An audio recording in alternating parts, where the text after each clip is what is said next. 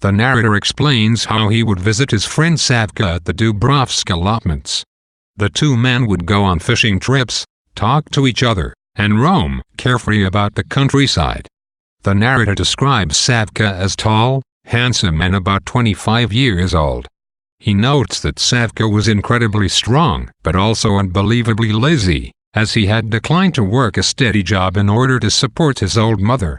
Instead, the young man lived like a bird on his plot of land and spent his time in motionless contemplation of the surrounding countryside. The narrator describes the air of serene, innate, almost artistic passion for living about his whole figure. One evening in May, the narrator and Savka rest on a rug after a hard day's fishing.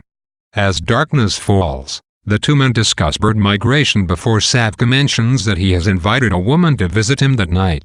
The narrator recognizes the woman as Agafya, a young peasant girl married to a railway signalman named Chekhov. The narrator warns Savka that he will come to a bad end because of all his affairs, but the young man insists that he does not care and that he cannot help it if women throw themselves at him. After watching the last sunlight fall away, the two men eat their supper. Savka explains that the women bring all of his food because they pity him. His dog starts growling at the sound of someone splashing across the river, heralding Agafya's arrival. Savka derides the young woman's excuses that her husband sent her and explains that the gentleman knows why she has come. He then offers her some vodka. Just as the narrator decides he should go for a walk, a nightingale starts to sing. Savka darts up and disappears into the darkness in pursuit of the bird. The narrator notes that his friend was an excellent hunter, but that he wasted his talent on mere tricks, such as catching birds with his hands. The narrator and Agafya are left alone together.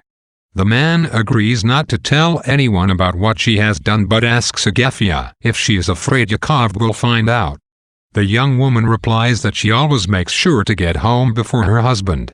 As time passes, Agafya grows concerned that the last train will arrive and that her husband will find out she is missing.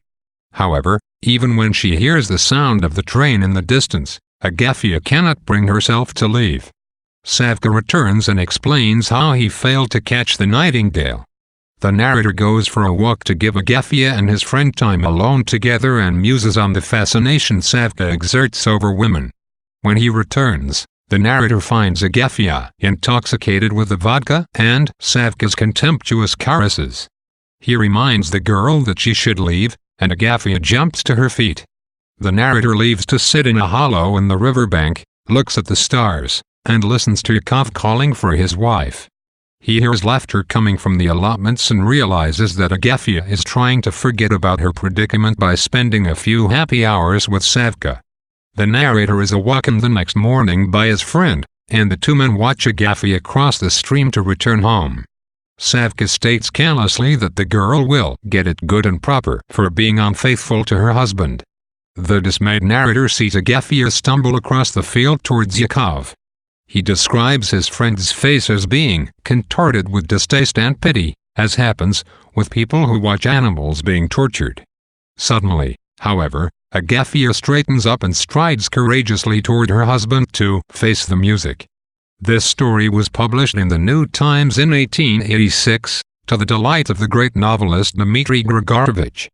David Magarshek notes that Grigorovich praised Chekhov for the authenticity of his fiction and that the Grigorovich wrote to Chekhov, "Only a true artist could have written a story like Agafya.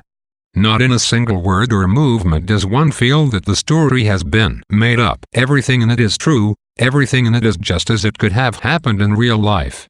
Grigorovich went on to compare Chekhov to both Tolstoy and Turgenev. Certainly, the young author merited this praise. His story displays many features of a great tale. Words are used minimally but to the greatest effect, from which the author crafts rich yet laconic descriptions. Chekhov's wonderfully subtle descriptions evoke mood as well as setting, while his characters are all the more real for being deftly sketched. For example, readers immediately grasp Savka's adolescent, capricious personality in the lines, "He was precipitated into activity when the spirit moved him." Catching a dog by the tail, tearing a kerchief off a woman's head, or jumping across a wide crack in the ground. We see by Savka's language he refers to the narrator as "sir" and tells Agafya, "I was beginning to think you wasn't coming tonight," that he is not a member of the gentry, although the young man displays a natural refinement stemming from his affinity with nature. Similarly, Chekhov describes the beauties of landscape and the natural world in brief but fertile prose. We read, "All that was left of the sunset was a pale crimson shaft of light, and even that was beginning to be overspread with flecks of cloud, as burning coal might be with ashes." The graceful pacing of Chekhov's prose gives it the lyricism of poetry. It is as though we are listening to a piece of music, while its harmonies and rhythms also evoke the musicality of nature. Birds twitter, insects chirp, and a nightingale sings in the evening stillness. Chekhov treats every aspect of his tale with this type of sensitivity. The author even brings the coarser elements of Savka's affair with Agafya to life, while respecting both characters' inherent humanity.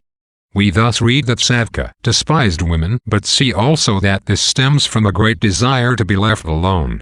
As Leonard Woolf wrote in The New Statesman in 1917, Chekhov was an unflinching realist who nevertheless picked up with the extreme tips of his fingers a little piece of real life, and then with minute care and skill pinned it by means of words into a book.